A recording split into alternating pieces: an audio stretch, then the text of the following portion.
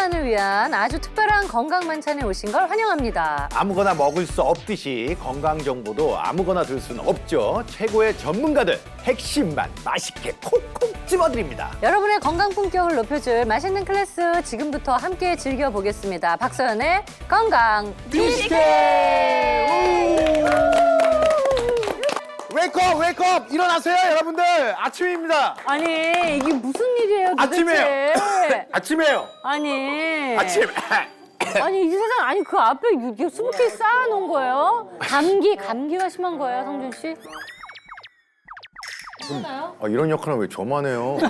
아니 근데 이 정도면은 오늘 좀 쉬셔야 되는 거 아니에요? 아니 비염이 있어가지고 이게 날이 좀 추워지면은 이게 항상 코도 막히고 이 콧물을 달고 살아요. 그래서 친구들이 킁찌리로 불러요. 킁찌리.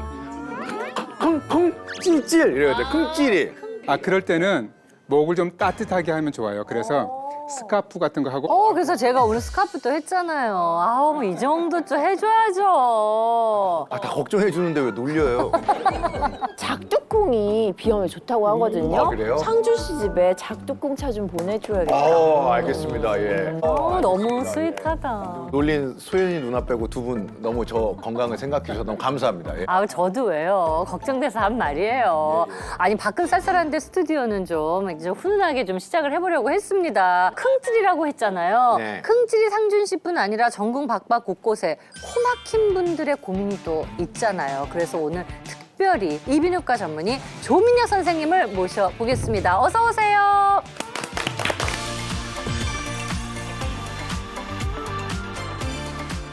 안녕하세요.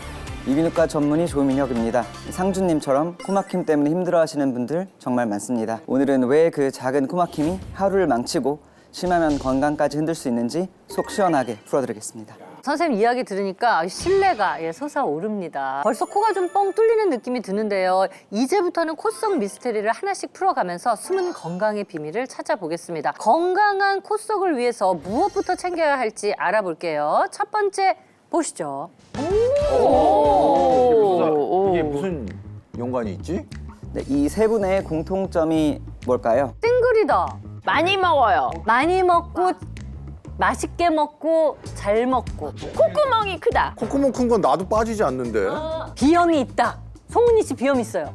콧물 얘기라니까. 송은이 씨 원래 비염 콧물 있어. 얘기니까. 근데 셋이 비염이 있다는 거를 방송에서 화면만 봐도 아시는 건가 그러면은? 정답이 뭐죠 이게? 바로 잠잘 때 양압기를 착용하시는 분들이란 점입니다. 양압기를 착용해요? 맞아. 코 막힘이 있으면 코골이와 수면 무호흡이 더 심해질 수 있고 그로 인해 잦은 두통, 피로, 일정 이상 심하게 되면 여러 가지 전신 합병증 발생 가능성도 높아집니다. 양압기는 자는 동안 공기를 불어넣어줘서 좁아진 숨길을 열어주는 장치로 코골이와 수면 무호흡 치료에 사용됩니다. 숨길 막히는 사람들한테는 또 생명줄 같은 걸 거잖아요. 건강을 되찾기 위한 코 관리 방법은 그러면은 양압기인가요? 양압기는 아닙니다. 아니에요? 아니에요. 그렇다면 코 건강 챙기기 계속해서 알아볼게요. 두 번째 화면 보겠습니다. 두통, 입냄새, 다크서클, 미각 저하, 고혈압까지 이 증상들의 공통점은 뭘까요?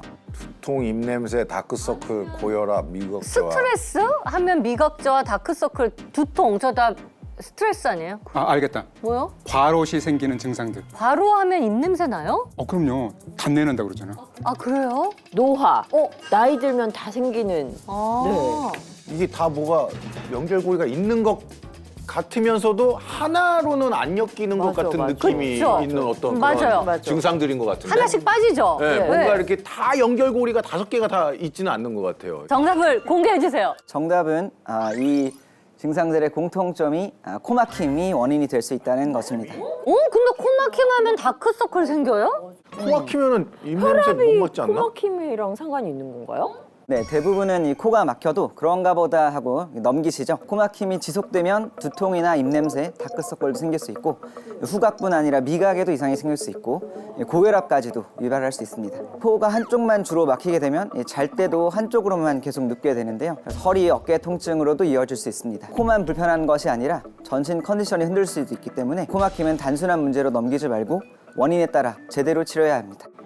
이 코막힘이 그러니까 이게 코뿐만 아니라 몸 구석구석 모든 데 영향을 주는 거였네요. 근데 저도 좀 비염이 심한데 이거 걱정인데 이 코 막히는 거는 이거 왜 막히는 겁니까 이게? 코 막힘은 원인은 아주 다양한데요. 코 속 구조 이상, 콧물과 같은 이런 분비물 증가, 용종, 종양 등이 있고 유전, 알레르기 같은 체질적인 요인, 감기, 세균, 바이러스 감염, 미세먼지와 대기 오염 같은 환경 요인까지 영향을 줄 수 있는 그 원인이 매우 다양합니다.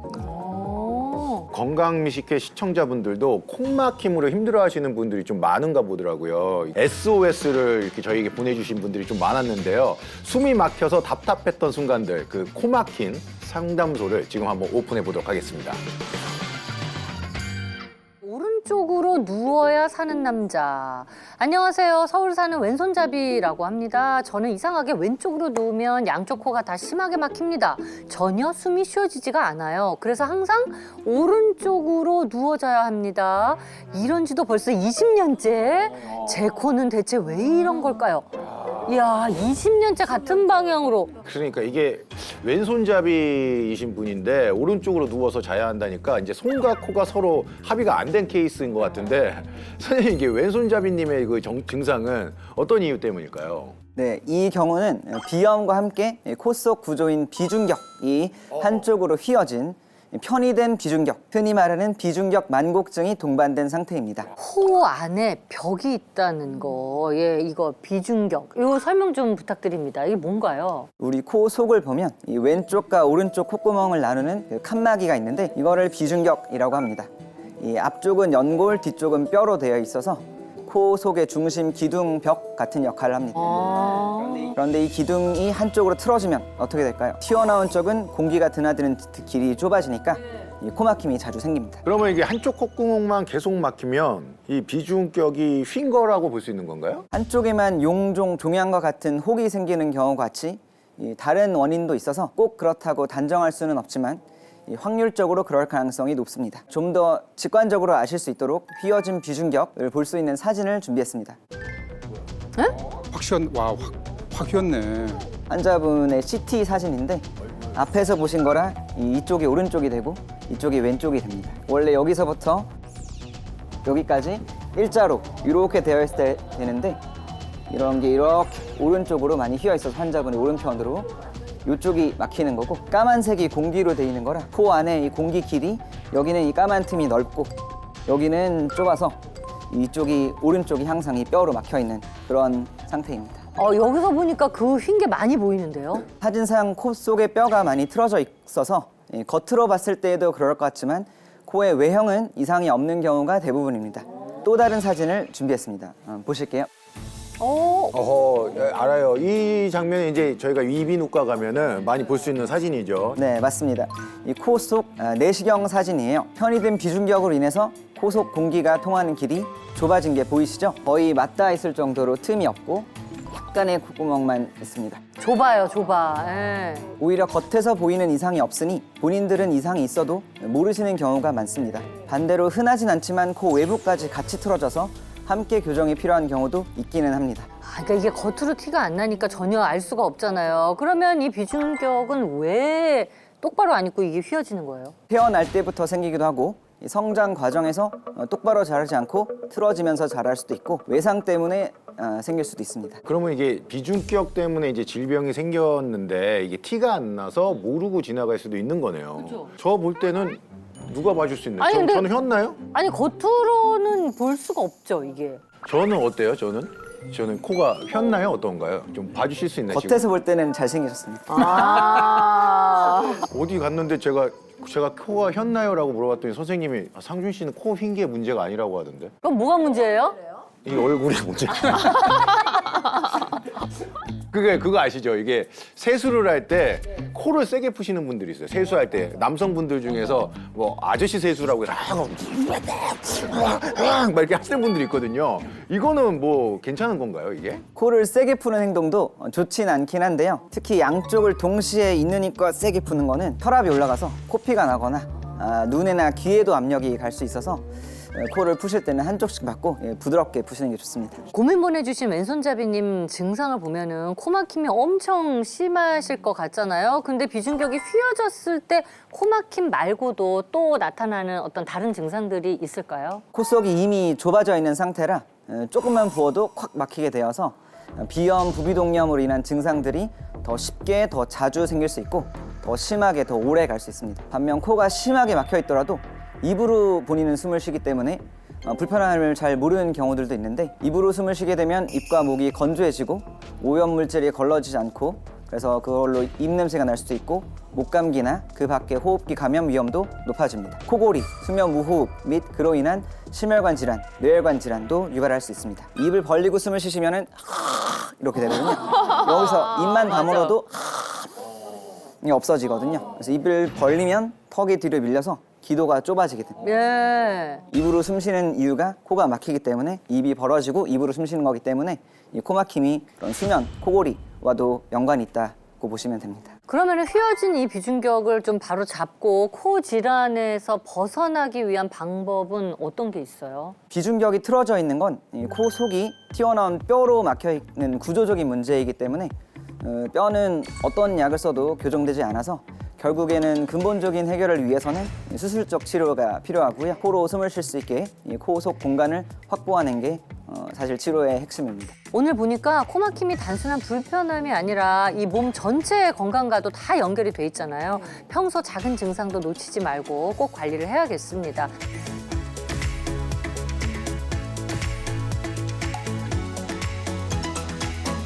저는 코 막혀서 잔뜩 붓고 막 답답하고 이랬을 때 진짜 코 속을 뭔가 씻어내고 싶고 약간 샤워하고 싶다라는 생각이 들 정도로 답답할 때가 있거든요.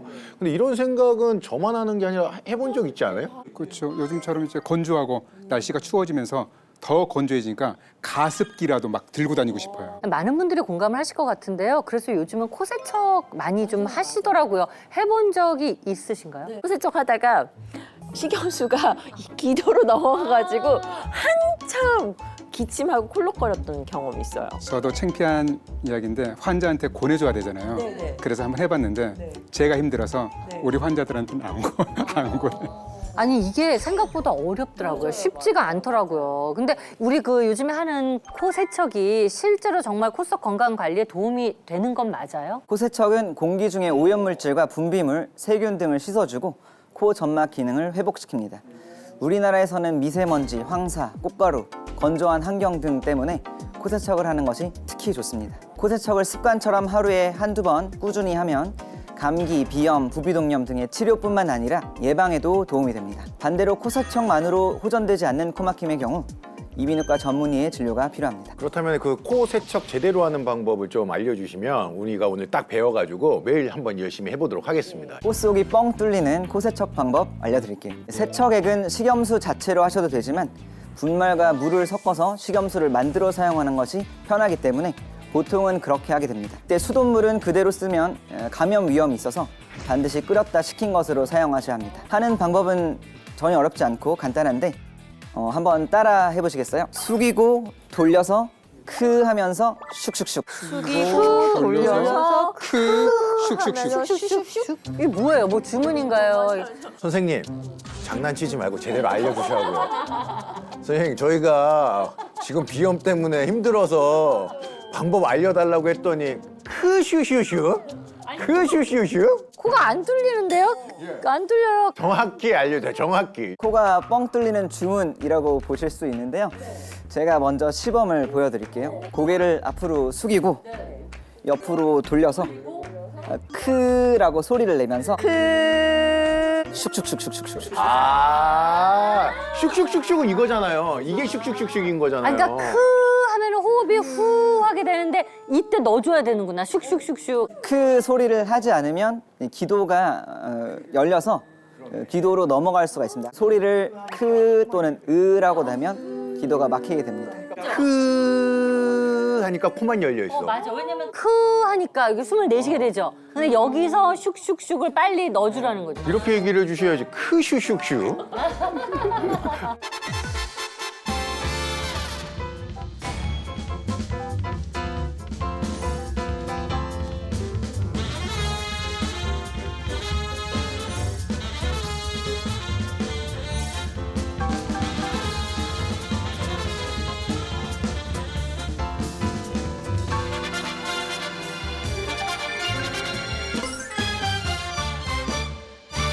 요즘 날씨도 건조해서 코가 답답하신 분들 많을 텐데 그럴 때 코 세척을 하시면 아주 시원하고 좋습니다. 스튜디오가 항상 제가 막혀 있는 공간이고 여기 먼지도 많고 또 엄청 건조하거든요. 저도 나중에 한번 꼭 해봐야 되겠네요. 오늘 건강미식회 조민혁 선생님과 코 막힘에 대해서 이야기를 나눠봤습니다. 선생님 마지막으로 꼭 전하고 싶은 이야기가 있을까요? 코 막힘은 단순히 코만 답답한 것에서 그치지 않습니다.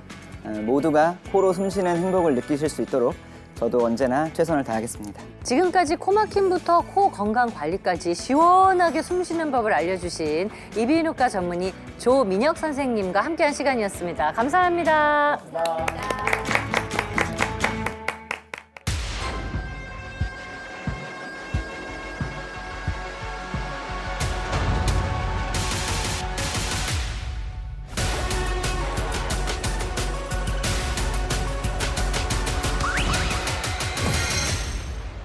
자, 제 옆에는 이번 주제에 대해서 제대로 알려주실 분이 앉아 계시는데요. 소개 부탁드리겠습니다. 네, 안녕하세요. 내과 전문의 안건태입니다. 네, 반갑습니다. 자, 오늘 어떤 주제에 대해서 이야기해 주실 건가요? 제가 주제를 설명드리기 앞서 사진 한 장을 준비했는데요. 한번 보실까요? 어머! 그림인데 어떤 그림인 것 같으세요? 귀족이 승마를 즐기는? 귀족의 맞아, 외출?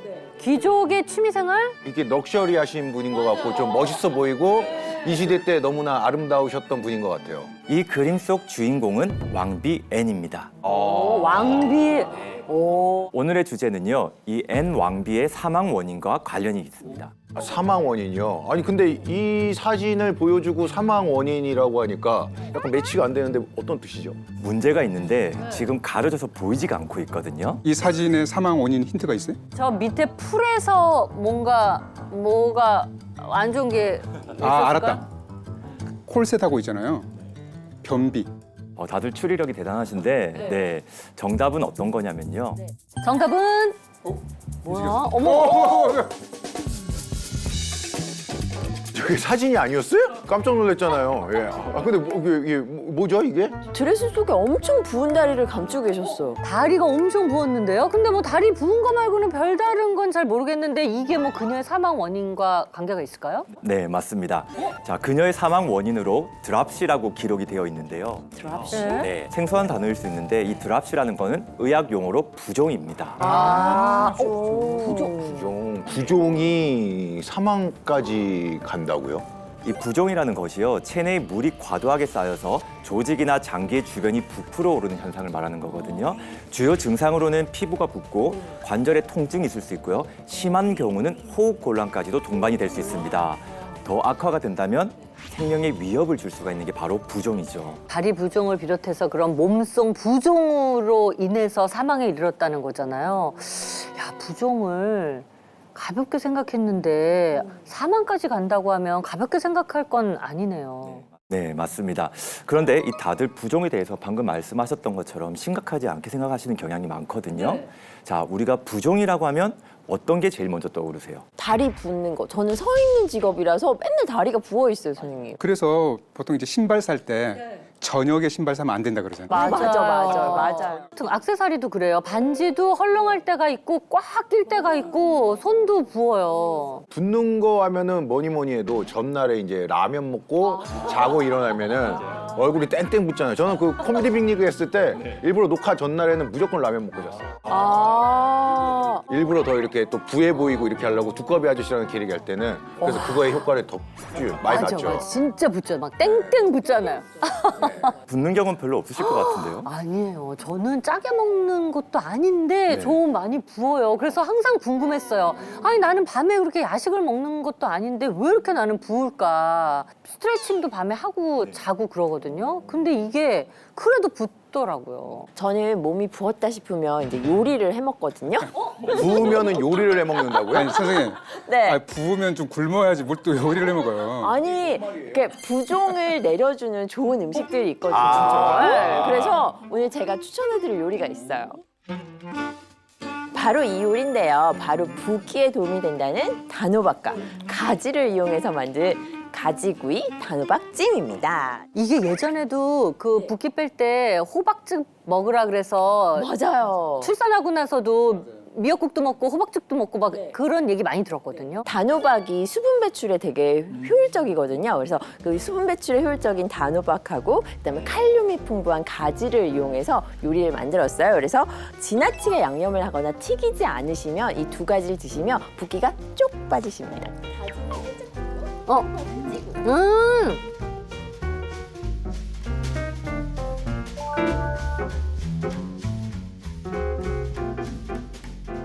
이상준 씨 많이 먹어요. 그러니까요. 저는 어느 정도 먹어야 돼요. 이거 자르지 말고 호박 통째로 낀 거 없어요? 가지랑 호박을 안 자르고 그냥 꼬챙이에다 꽂는 거 있잖아요. 그걸 이렇게 통째로 먹어야 될 것 같아요. 와. 주부님들이 이제 이 요리를 직접 똑같이 못하더라도 요리 재료로 가지나 호박을 요리 재료로 많이 사용하시더라도 동일한 효과가 나타날 수 있으니까 편하게 요리를 하시면 좋겠습니다.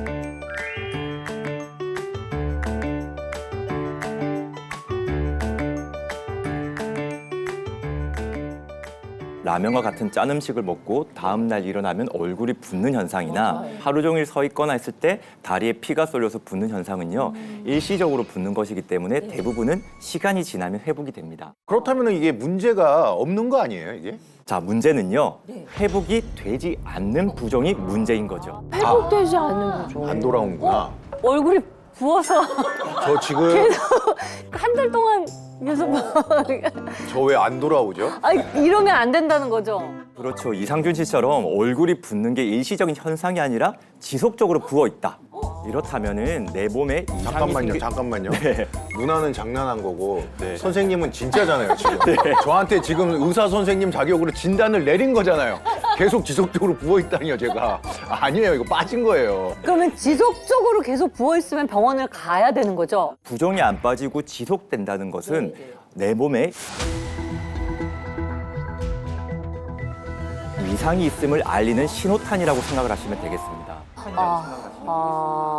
아니 그러면 부종인지 아닌지를 좀 확인하고 싶은데 어떤 방법이 있어요? 그건 제가 한번 말씀드려 볼까요? 양말만 있으시면 됩니다. 양말이요? 양말? 이 양말을 벗었을 때 양말 자국이 남잖아요. 이 부위. 이 자국이 발목에 30분 이상 지속되거나 발이 저리고 또 그 부위가 간질간질 가려움증이 있으면 부종이나 혈액순환에 문제가 있는지 의심해봐야 합니다. 사실 양말 자국은 집에 가서 확인하잖아요. 그래서 보통 그런 부종은 혈액순환에 문제가 있는 경우가 많아요. 그래서 저녁에 다리에가 붓는 경우는 혈액순환에 문제가 있는 거고 아침에 일어났는데 눈두덩이 심하게 부었다. 그러면 신장에 문제가 있을 가능성이 커요. 양말만 있으면 간편하게 내 몸 상태를 확인할 수 있다는 거네요. 말씀하셨던 것 외에 몇 가지 방법을 더 알려드릴 거거든요. 자, 다들 한번 체크를 해보실까요? 네. 자, 손가락 드시고요. 네. 자, 아 접어요? 네, 하나씩 접으시면 됩니다. 첫 번째로 아침마다 얼굴이 퉁퉁 붓는다. 오, 부어. 왜 있는지 몰라, 부어. 반지가 안 빠질 정도로 손가락이 붓는다. 반지를 낀 적이 없습니다. 죄송합니다. 안 빠질 정도는 아니지만 붓기는 붓는데 뭐 빠지긴 빠지죠. 막 빡빡하게 빠지죠. 네. 맞아요. 자, 그리고 우리의 정강이뼈 안쪽을 3초간 눌렀다가 떼었을 때 손자국이 남는다. 정강이 뼈 안쪽이 어디예요? 정강이뼈 안쪽, 여기를. 아 종아리 있는 곳, 종아리 쪽. 근데 니 누나 정강이 뼈였는데 자기 허벅지 만지고 있었어요. 허벅지랑 정강이 몰라요? 허벅지 이러면서 정강이 뼈가 어디예요? 아니 그래서 정강이 뼈가 정확히 어디인가. 저는 헷갈릴 수 있다라고 네네. 봅니다. 그래요? 봐요. 전국에 저 같은 시청자들도 있다고요. 자, 여러분, 요 무릎 쪽 이쪽입니다. 여기를 눌렀는데 안 올라온다. 아, 네네. 자, 그리고 아침과 저녁의 체중 변화가 약 1.5kg 이상 차이가 난다. 상준 씨 접어요. 저는요, 유지해요. 저는 제가 갖고 있는 몸무게 유지해요. 빠지지 않아요? 예, 안 빠져요. 아, 네네네. 그 다음날 더 올라가 있으면 올라가 있지. 아. 전 유지해요. 예. 네. 자, 그리고 양쪽 팔이나 다리의 둘레가 약 2cm 이상 차이가 난다. 아, 양쪽이 이게 서로. 뭔 말이야? 그러니까 이게 짝짝이라는 거예요? 아, 그 정도는 아니야. 자, 제가 말씀드렸던 것 중에 한 개라도 해당이 된다면 이미 부종이 있는 상태라고 봐야 되고요. 아, 여기 무조건 한 개 이상 있죠. 아니야? 나 없잖아. 아, 그래요? 없어요? 없었어. 자, 여기서 3개 이상 넘어간다면 심각한 부종을 가진 상태라고 의심을 해볼 수 있겠죠. 세 개는 아니에요. 궁금한 거 있어요. 그 여자들이 자주 하는 말이 있거든요. 살 아니야. 나 부은 거야. 근데 그 부은 게 지속되면 살이 되나요? 어느 정도 일리가 있는 말씀이죠. 아. 실제 연구에서 비만 환자를 대상으로 관찰을 했더니요. 네. 약 75%가 만성적인 다리에 부종을 겪고 있는 것을 확인할 수 있었습니다. 부종으로 인해서 지방과 같은 노폐물이 더 많이 쌓일 수가 있고요. 이 노폐물이 쌓이게 되면 부종은 더 악화되는 악순환이 발생하는 것이죠. 아니 그러면은 부어가지고 이게 살이 됐어 그 말이 그럼 일리가 있는 거네요. 아니 근데 늘 저는 궁금했는데 아니 왜 이렇게 붓는 거예요? 우리 몸속에는 수분이 약 65%를 차지하고 있는데요. 몸무게가 60kg이라고 가정을 한다면 수분이 거의 40kg 정도라고 할 수가 있겠죠. 아 네네. 자, 그런데 이 혈관 속에 있어야 될 수분들이 혈관 밖으로 새어나온다. 불필요한 곳에 고여 있게 됩니다. 그렇게 몸속에 물이 차는 현상을 부종이라고 할 수 있겠죠. 그러면 이 얼굴, 다리 말고도 이제 다른 곳도 부을 수 있다는 이야기인 거죠? 네, 전신적으로 부종이 발생할 수 있습니다. 전신이요? 그중 가장 위험하고 가장 조심해야 하는 세 군데의 부종을 알려드리고자 합니다. 네네. 자, 첫 번째로 위험한 부종은 바로 간입니다. 아, 간. 근데 우리 간이 부었다 막 이런 표현 막 그런 거 맞아요. 하잖아요. 근데 그게 그냥 농담인 줄 알았는데 진짜 간이 이렇게 부종으로 부어요? 간은 부으면 대범해지는 것이 아니라 위험하죠. 간은 이제 여러 가지 물질들을 만들어내는 생성하는 역할을 하는데 그중에 중요한 단백질을 생성하는 역할도 합니다. 그런데 간의 기능이 떨어지면서 이러한 단백질의 생성이 모자랄 경우에는 부종이 생길 수 있고 복수가 찰 수가 있습니다. 복수로 인해서 물이 차는 게 간이 이상이 있는 거네요. 이렇게 배에 물이 차는 복수, 이 복수가 생기는 주요 원인으로는 강경변증을 들 수가 있습니다. 강경병증, 발음도 힘든데 이게 뭔가요? 강경변증 어렵다. 만성적인 간의 염증으로 인해서 간세포가 손상이 되고 이 손상이 반복되다 보니 간이 섬유화되어서 간의 기능이 저하되는 질환입니다. 안으로 들어가야 될 혈류가 제대로 들어가지를 못하고 뒤에 적체되게 됩니다. 이 때문에 혈관이 파열되게 되면 대량의 피를 토하거나 혈변을 보게 되겠죠. 결국 출혈이 발생하기 때문에 생명을 위협할 수도 있습니다.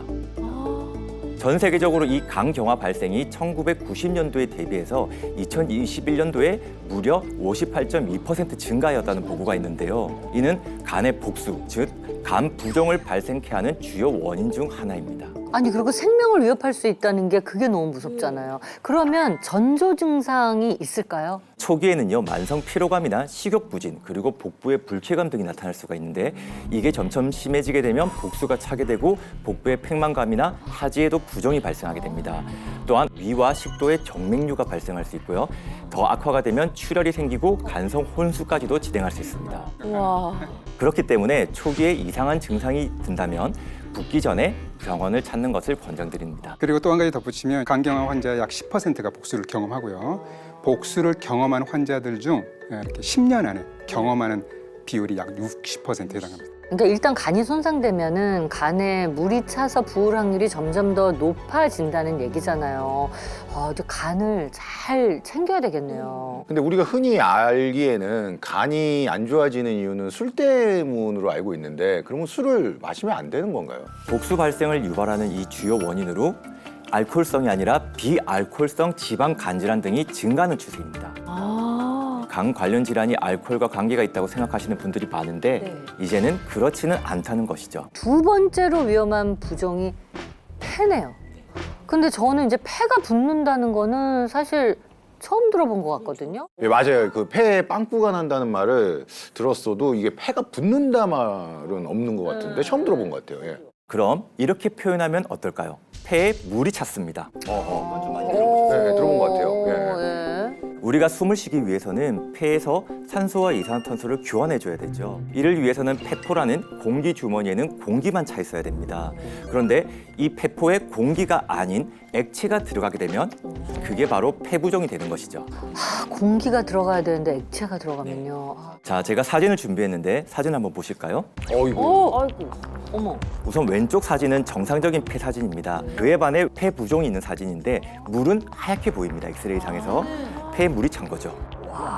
완전 뿌옇게 나오는데요? 안개 낀 것처럼? 찜질방 가면 뭐 아이스방에 옆에 그 아이스들 있잖아요. 그것만큼 너무 뿌예요. 뭔가 이렇게 좀 어떻게 이게 깨끗하게 해드리고 싶은데 뭐 어떻게 해야 됩니까, 저거? 저게 일단 원인이 왜 저렇게 된 거예요?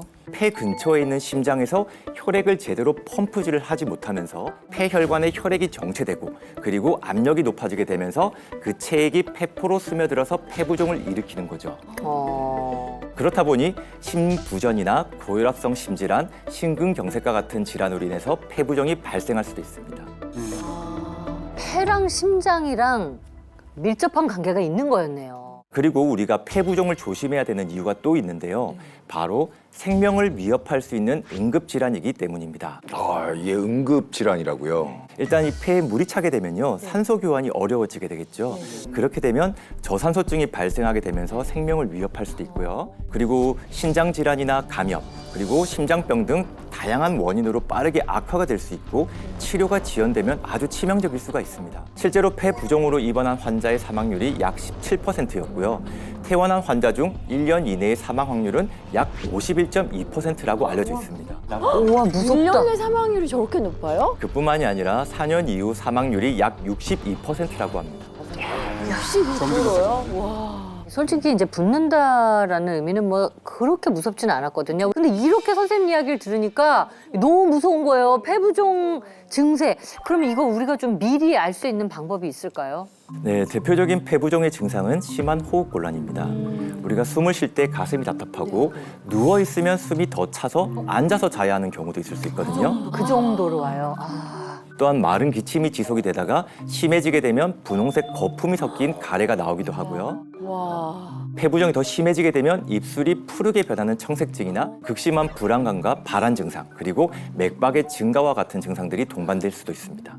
저도 이제 그 20여 년 전에 한방병원에 근무할 때 이제 중풍 때문에 입원한 이제 제 환자가 갑자기 기침을 하는 거예요. 그다음 호흡곤란이 있고 시간이 지났는데 입술이 좀 파래지는 거야. 엑스레이를 찍어보니까 폐부종인 거야. 폐에 물이 찬 거죠. 그래서 이제는 주변 사람들 볼 때 입술이 좀 파랗다든가 얼굴이 유독 좀 창백하면 좀 예의주시할 것 같아요. 그리고 좀 병원 한번 가봐 이렇게 조언도 해줄 수 있고. 그러면 이제 다음 부종을 확인해 보도록 하겠습니다. 네. 빠밤. 뇌예요. 와, 뇌는 정말 부으면 이건 진짜 뭐 큰일 나는 거 아니에요? 예전에 영화 볼 때 왜 수술을 하려고 딱 열었는데 내가 부어 있습니다. 그러면서 봉합하지 못하고 수술 끝내는 그런 막 그런 슬픈 영화들 많았잖아요. 충격적이에요. 그때 너무 충격적이었어요. 자, 이 뇌부종이라는 것은요, 뇌 조직의 수분이 비정상적으로 증가한 상태입니다. 우리 뇌는 두개골이라는 단단한 뼈로 둘러싸여 있는데요. 그렇기 때문에 조금이라도 붓게 되면 뇌압이 급격하게 상승하게 되겠죠. 그리고 이로 인해 다양한 문제를 일으킬 수가 있습니다. 너무 위험하네요. 그럼 어떤 다양한 문제를 일으키게 되나요? 뇌부종의 증상은요, 기본적으로 뇌의 압력이 높아지면서 발생하는 거거든요. 흔한 증상으로는 심한 두통과 그로 인한 메스꺼움의 구토를 유발할 수가 있습니다. 또한 시야가 흐려지거나 이중으로 보이는 시각장애를 일으킬 수도 있죠. 아, 이게 심한 두통과 시각장애라고 하니까 좀 무서운데요. 근데 네. 뇌가 붓는다는 건 정말 위험한 거 아니에요? 그렇죠. 정말 위험한 거죠. 이 상태가 더 심해지게 되면요, 의식이 저하되고 혼수 상태, 그리고 심지어는 사망에 이를 수도 있습니다. 어머.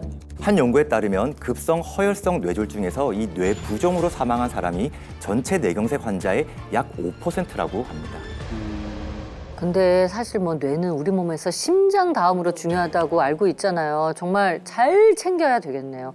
근데 뇌의 부종은 도대체 또 왜 생기는 건가요? 뇌에서 일어나는 뇌종양이나 뇌출혈, 뇌감염증 등과 같은 질병으로 인해서 뇌부종이 생길 수가 있습니다. 또한 고혈압으로 인해 뇌혈관이 지속적인 압력이 가해지게 되면 혈관벽이 손상이 되고 이로 인해서 뇌 조직에 손상을 주어 뇌부종을 일으킬 수도 있습니다. 고혈당으로 끈적해진 혈액이 혈관 내벽을 손상시키고 동맥경화를 유발해서 뇌혈관을 막게 하면 또 좁아지게 하면 뇌경색이 생기죠. 큰 혈관이 막혀서 뇌가 손상이 심하면 뇌가 붓습니다. 그렇게 되면 뇌부종을 유발하게 되죠. 중년에 제일 조심해야 하는 게 이제 고혈압과 당뇨잖아요. 이것 때문에 뇌 부종이 생길 수도 있다고 하니까 정말 신경 써서 늘 꾸준히 관리를 해야 되겠네요. 맞습니다. 예, 저는 진짜 이게 붓는 걸 가볍게 생각했었는데 이제 얼굴 붓고 이제 다리 붓는 거 정도로만 이것만으로도 진짜 엄청난 거였네요. 이제 조심해야 될 것 같습니다. 예. 그래서 오늘 방송을 통해서 부종이라는 이 시한폭탄을 완벽하게 끄는 방법에 대해서 좀 알려드리려고 합니다. 선생님, 그럼 우리 몸속에 그 시한폭탄 타이머를 끄는 방법을 알려주시죠. 네, 자 우선 사진 한 장 보여드리겠습니다. 아이고 이거는 뭐 흑백 사진이어가지고 이거 뭐 옛날 사진이고. 자 힌트를 드리자면요, 제2차 세계대전 당시의 모습입니다. 근데 이게 자세히 보니까 뭐 저기 수액이죠? 수액이 뭘 들고 있어요? 저 때부터 수액이 있었나요? 눈썰미가 정말 좋으신데요. 그렇죠, 저 수액이죠. 네, 정답입니다. 제2차 세계대전 당시에 전쟁으로 부상을 당하고 사망하는 환자들이 너무 많이 늘어나니까 이를 막기 위해서 엄청나게 많은 노력을 했거든요. 그렇게 탄생한 것이 바로 저 수액입니다. 수액이 저 때부터 있었네요. 수액이 오늘의 주제와 관련이 있다는 거죠? 저 수액의 정체가 바로 알부민입니다. 알부민. 많이 들어봤죠, 많이 우리. 들어봤어요. 들어봤어요. 네. 뭐 필요하거나 뭐 기력이 없을 때 뭐 맞아요. 병원에서 알부민 수액을 좀 추천하셔가지고 맞은 적이 있었던 것 같아요. 근데 그거를 저 때 전쟁 때부터 맞아오던 거예요? 이 단백질 분야 최고의 권위자로 알려진 콘 교수가 중증 부상병 치료를 위해서 이 알부민을 연구하기 시작했고요. 혈장 성분 중에서 쇼크를 막아주는 핵심 성분이 알부민이라고 판단을 했고, 알부민 수액 주사가 혈류량을 회복시킨다는 사실을 확인했습니다. 네. 이 연구를 통해서 제2차 세계대전에서 알부민 수액을 공급하기 시작을 했고요. 수많은 부상병을 구할 수 있었다고 합니다. 그러면 전쟁 중에 응급 상황이 발생했을 때 이 알부민이 많은 생명을 구했다는 거잖아요. 그 말은 즉슨 이제 그 시절부터 알부민이 이제 좋았다는 거네요. 근데 이게 왜 좋은 거죠, 알부민이? 네, 앞서 제가 간 부종을 설명할 때 혈관 내의 단백질 생성이 감소해서 일어난다고 말씀을 드렸잖아요. 네, 기억하시죠? 네. 완전 기억해요. 간이나 폐, 뇌를 비롯하여 전신 부종이 모두 이 단백질이 부족하기 때문인데요. 그게 바로 알부민입니다. 사실 이제 병원에서 이제 알부민 수액들을 많이 맞아 보시는데, 그래서 건강 검진하시면 또 만성 질환을 앓으신 분들은 특히나 건강 검진표 중에 알부민 수치를 보시는 분들이 굉장히 많습니다. 실제로도 수술 환자의 알부민 농도가 높을 경우 사망률은 단 1%라고 합니다. 반면에 알부민이 부족할 경우는 사망할 확률이 약 29%까지 증가한다고 합니다. 야. 생명에 연결이 되는 만큼 중요하다고 얘기를 하시니까 알부민에 대해서 좀 더 알고 싶은데 좀 더 자세히 이야기를 해주시죠. 이 알부민이라는 단백질은요, 세포의 기능을 유지하고 체액의 향상성을 유지하는 역할을 하는 아주 중요한 단백질입니다. 그리고 주로 간에서 생성이 되죠. 알부민은 또한 우리 몸의 중요한 영양 성분과 다양한 호르몬, 원소, 심지어 약물까지도 우리 몸으로 운송하는 역할을 합니다. 즉, 우리 몸속 내 퀵 배송이라고 생각하시면 되겠습니다. 택배차가 알부민이고요. 이 택배차 안에는 몸속에 배송될 다양한 영양분이 있는 거죠. 예. 이 택배차가 몸속을 빠르게 돌면서 빠르고 안전하게 그리고 확실하게 각각의 목적지까지 영양분을 전달하는 겁니다. 그렇다면 알부민이 부족하다면 우리가 아무리 좋은 걸 먹어도 우리 몸에 전달되지 않는다는 거네요? 몸에 좋은 음식이나 영양제를 섭취하면 그게 몸 곳곳에 바로 흡수가 되는 것이 아닙니다. 이 영양 성분이 혈액을 타고 몸 곳곳에 필요한 곳으로 이동하는 과정이 반드시 필요한데요. 이때 제대로 운송이 되지 못한다면 뭐 아무리 뭐 아무리 먹어도 좋은 걸 뭐. 먹어도 소용이 네, 없어. 소용이 없네요. 아무리 좋은 음식이나 영양제를 먹더라도 다 소용이 없는 거죠. 그러면 알부민은 배송하는 역할, 퀵 배송만 담당하고 있나요? 이 알부민의 가장 중요한 역할이 있는데요. 바로 혈액, 체액, 수분이 우리 몸에서 제대로 잘 흐르고 제자리에 있을 수 있도록 혈관 내의 압력을 유지하는 역할을 합니다. 아, 이는 즉 삼투압을 조절하는 것인데요. 좀 더 쉬운 일을 위해서 실험을 준비했습니다. 알부민이 줄어들게 되면 혈관 내 압력이 감소하게 되는데요. 혈관 내 단백질이 물을 끌어당기는 힘, 즉 삼투압이 낮아지면서 혈관 밖으로 물이 더 많이 나가게 되고 그로 인해 부종이 생기게 되는 것입니다. 삼투압을 과학 시간에 들어본 적이 있던 것 같거든요. 근데 이렇게 또 나이가 또 들어서 또 듣게 될지는 몰랐습니다. 예. 그렇다면 알부민이 혈액 내 삼투압 현상을 좀 원활하게 할 수 있도록 도와준다는 거잖아요. 그런데 문제는요. 안타깝게도 체내 알부민 농도가 나이가 들수록 점점 떨어진다는 것입니다. 실제로 알부민은 20대에 가장 높았다가 점점 떨어진다는 연구 결과가 있거든요. 그렇기 때문에 외부에서 보충이 필요한 거죠. 매번 느끼는 거지만은 노화가 정말 무서운 것 같습니다. 이게 몸속에 좋은 것들이 점점 감소하는 것 같아서 예. 뭐든 이제 부족하다, 줄어든다 보니까 너무 걱정이 되는데 이 알부민이 부족해지면 정확하게 어떤 증상들이 나타나나요? 이 알부민이 부족하게 되면요, 만성 피로감이 찾아오게 되죠. 아무리 쉬어도 피곤하고 기력이 없는데요. 이는 몸속에서 빠르게 배송을 담당하는 알부민이 부족해서 영양분이 제대로 운반이 되지 않기 때문입니다. 아, 사실 나이가 들수록 우리가 가장 중요하게 생각하는 것이 면역이잖아요. 면역이 떨어지면 요즘같이 환절기에 추워지고 그러면 감기뿐만 아니라 잔병 치료에도 문제가 생기니까 면역력을 높이는 데도 신경을 많이 써야 합니다. 알부민은 항산화 작용을 통해서 면역 세포의 기능을 유지하는 데 도움을 줄 수가 있죠. 알부민이 충분하면 우리 몸의 방어 시스템이 제대로 작동하게 되는 것입니다. 네. 실제로 이제 면역 치료를 받고 있는 폐암 환자에게 알부민 수액을 보충했더니 면역요법 치료 반응이 향상됐다는 연구 결과가 있는데요. 게다가 감염에 노출되기 쉬운 강경변 환자에게 알부민을 투여했을 때 면역 반응을 높여서 감염 예방에도 도움이 됐다는 연구도 있습니다.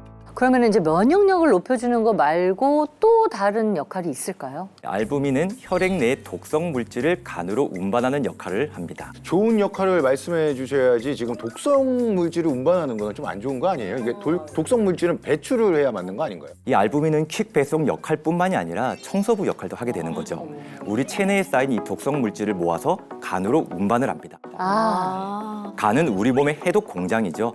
그렇기 때문에 체내에 쌓인 독성 물질을 간에서 해독을 하게 됩니다. 알부민이 간에서 만들어진다고 했잖아요. 그래서 유독 간 건강과 밀접한 연관이 있는 건가요? 이 알부민을 충분히 채우게 되면요, 간 기능의 개선 및 간질환 예방에도 도움을 줄 수가 있습니다. 또한 간세포 조직의 영양 공급이 원활해지면서 간세포의 재생이나 간 해독, 그리고 간 염증의 개선에도 도움을 줄 수가 있겠죠.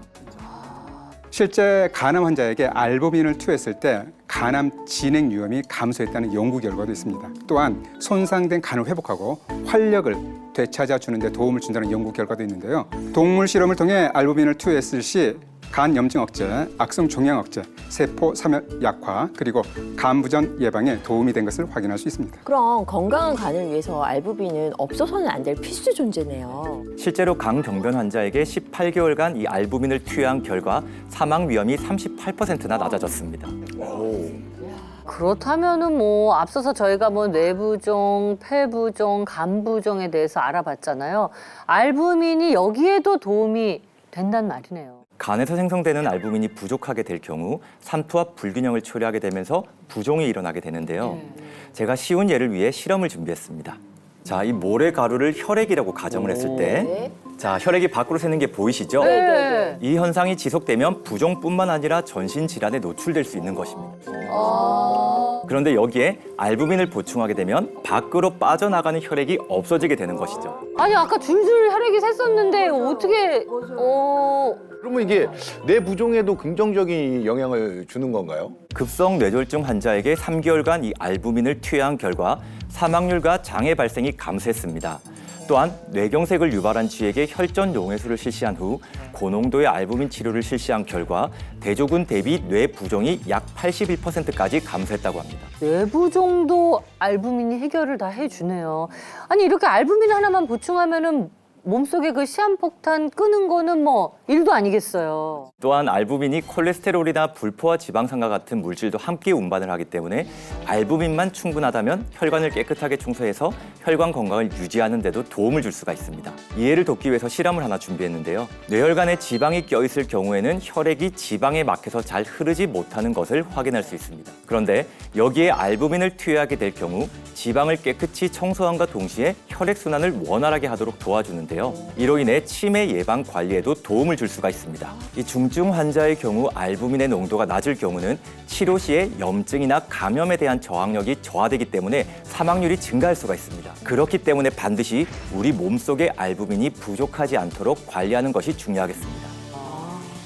알부민 하면 보통 수액으로 이제 맞는 것만 생각을 하시는데요. 최근에는 경구 입으로 먹는 경구 섭취에 관한 다양한 연구들이 진행되고 있습니다. 그리고 연구 결과 입으로 섭취 시에도 혈중 알부민 수치가 증가했다는 연구 결과들이 있습니다. 끝으로 전신 건강을 위한 해결책, 우리 알부민 섭취 시에 주의사항이 또 있을 것 같은데 좀 알려주세요.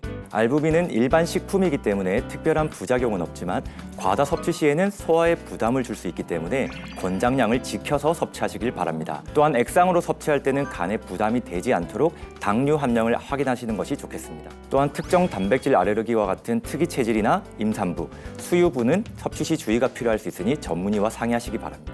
그리고 알부민 성분을 보호할 수 있도록 자외선을 차단하는 갈색병에 들어있는 알부민을 선택하는 것이 좀 더 안전하게 섭취하는 방법이라고 할 수 있겠습니다. 오늘 귀한 시간 내셔서 알찬 정보 전해주신 안건태 선생님 다시 한번 감사드립니다. 인간의 가장 놀라운 특성은 마이너스를 플러스로 바꾸는 힘이라고 합니다. 이는 역경이나 단점을 긍정과 성장의 계기로 전환하는 인간의 능력을 강조한 말인데요. 네, 건강에서도 마찬가지인 것 같습니다. 이 몸속에서 빠져나가는 것들을 채우는 힘, 그로 인해 전신 건강을 지키고 삶의 활력까지 키우는 인간의 능력을 믿습니다. 여러분의 건강을 맛있게 책임질 건강 미식회, 다음 이 시간에 다시 찾아뵙겠습니다. 감사합니다.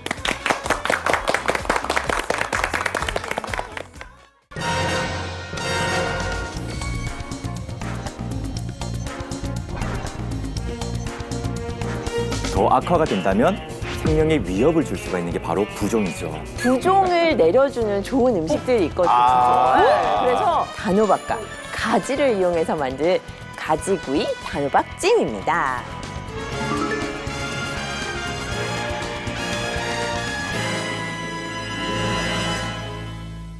즐거운 하루의 세상 Play the next channel